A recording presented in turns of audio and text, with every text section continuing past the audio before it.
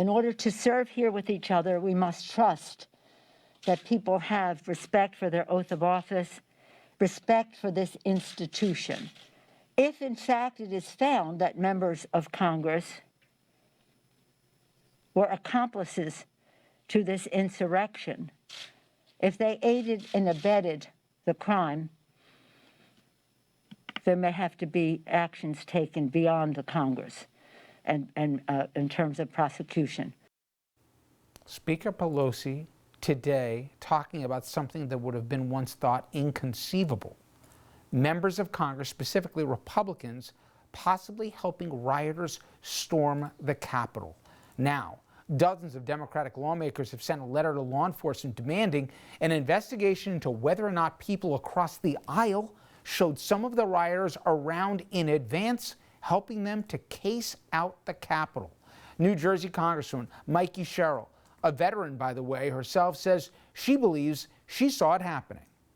Those members of Congress who had groups coming through the Capitol that I saw on January 5th, a reconnaissance for the next day, those members of Congress that incited this violent crowd. I want to bring in my next guest. He signed on to that letter calling for the investigation. Congressman Jared Huffman, Democrat from Northern California.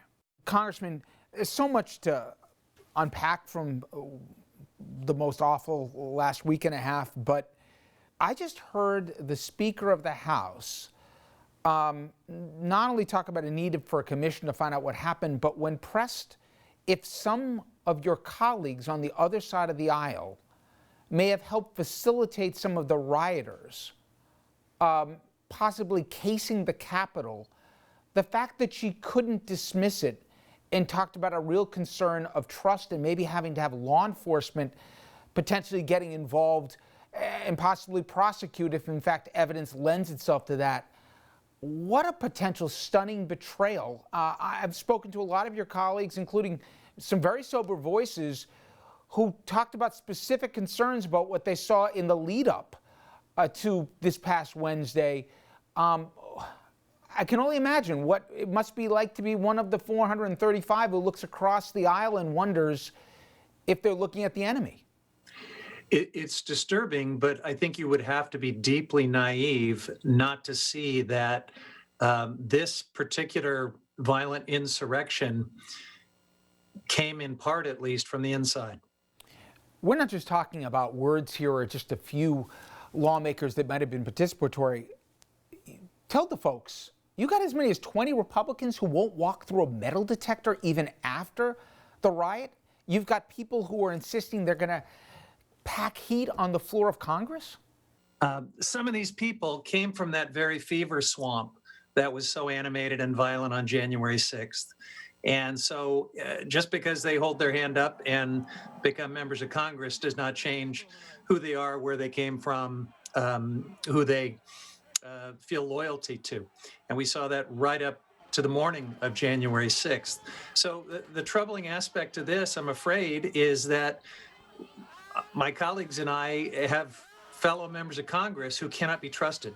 And when you talk about the refusal to go through magnetometers, the refusal to honor basic gun safety rules for the Capitol, it speaks to this mentality that rules simply don't apply to them.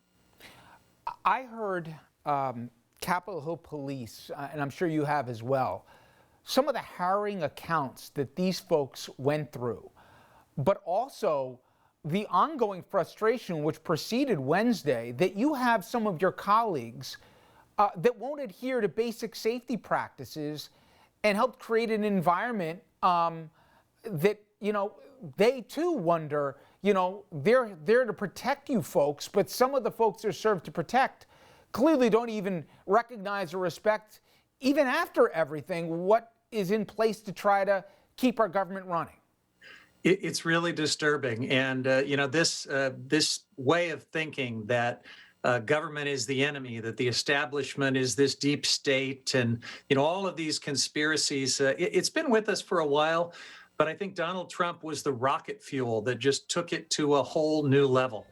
Certainly out there among the militias and among the conspiracy theorists that have been with us, but, you know, weren't as supercharged as before, but also among my colleagues in Congress. And so this is why even though there's been a rule on the books prohibiting guns on the floor of the House for, the last 50 years.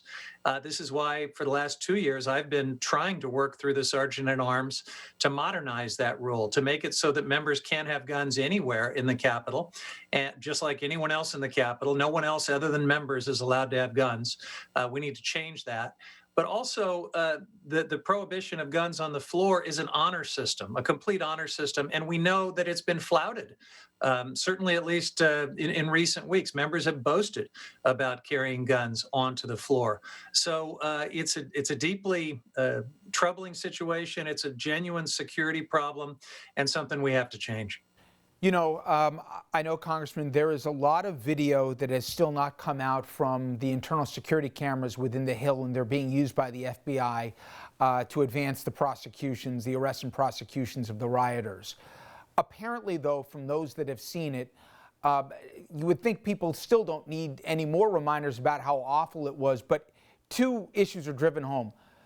The horrors that happen within your halls and how close they came to also getting you folks, including, we're hearing reports they were within 100 feet of the vice president that day. Has it sunk in just how close this went from being horrific to being a full-on massacre? I'll tell you the truth, in the moment, most of us were in our offices locked down, and I didn't feel that I was personally vulnerable, but that was a false sense of security. That feeling was based on all of my years of seeing how secure the Capitol was, how seriously they took any incursion. And so when I began to get word that some perimeter had been breached, I just assumed that it would quickly be put down and brought to order. How wrong I was.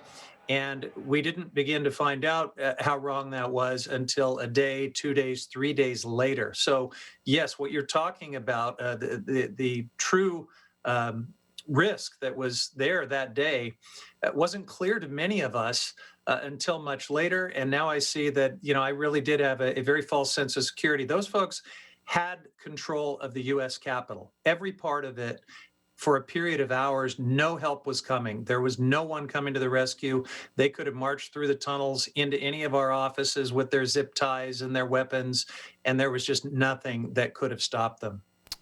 Normally, Our first point of conversation would have been the proposal issued by the president-elect last night about a major infusion to try to get people back to work. The projection is you could have full employment theoretically if the Moody's assessment of this is right by the end of next year, which would be unbelievable considering where we are right now, and obviously an effort to deal with a horrible rollout as it relates with the vaccine to get it back in order.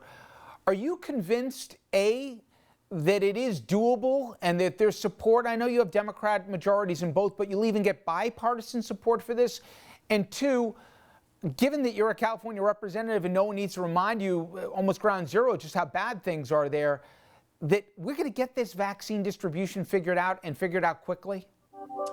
So what I do have confidence in is that this new administration is going to bring competency, truly qualified people to all of the key positions, dedication, and a level of skill and accountability that has just been totally missing for the last 4 years. So I think we've got to give this Biden team a chance to lift us out of this pandemic and this recession. And I hope that Republicans will join us in that. We'll see in the days ahead whether they're willing to do that. If after 4 years of spending like drunken sailors on tax cuts and other things whenever Trump wanted to, they suddenly are going to revert into some, strange selective fiscal conservatism, we'll have to deal with that, and they'll have to answer to that because there's real suffering going on in their districts and in their states. And this is the kind of plan that can lift all of us out of that. And finally, Congressman, that leads me to my last question. In terms of what you'll find on the other side of the aisle, we know that there's going to be the lunatic fringe that's not going to go away no matter what. But I heard Congressman McCarthy both condemn the president's actions, but still last week, the evening of the riots, still would not certify the election, and he still would not impeach. Do you think he's going to try to break the fever on the other side, or did you think you just heard empty words and that's all you did from Congressman McCarthy yesterday? Yeah, a lot of doublespeak from the GOP leader, Kevin McCarthy. And I think there's several reasons for that. One, he has ridden this Trump train all the way. He followed it over any number of norms and institutions that Trump laid waste to over the last 4 years, and he was just fine with it. He was giddy about the power of this Trump base and his desire to harness it. So it's really hard for him, I think, to sort of recognize, let alone be accountable for his role in how we got here. But he's also just a very craven political animal. And so he's listening to his caucus, which is very divided over, what this moment is and what to do about it. The real leadership on the Republican side is coming from people like Liz Cheney and Adam Kinzinger. And right now they're very much minority voices, but it's going to be interesting to see if there can be some traction for that kind of thoughtful, patriotic conservatism within that Republican conference in the months ahead. It definitely will be interesting to watch. Congressman, thank you so much. And enjoy a weekend after another very long week in America. Yeah, thanks for having me. Up next, a former FBI agent on the attack on the Capitol and how the FBI is tracking down the people involved. Also, all of the violent plots now in the works by the extremists. How concerned should we be? They're not just looking at Washington. State houses in all 50 states are now on alert.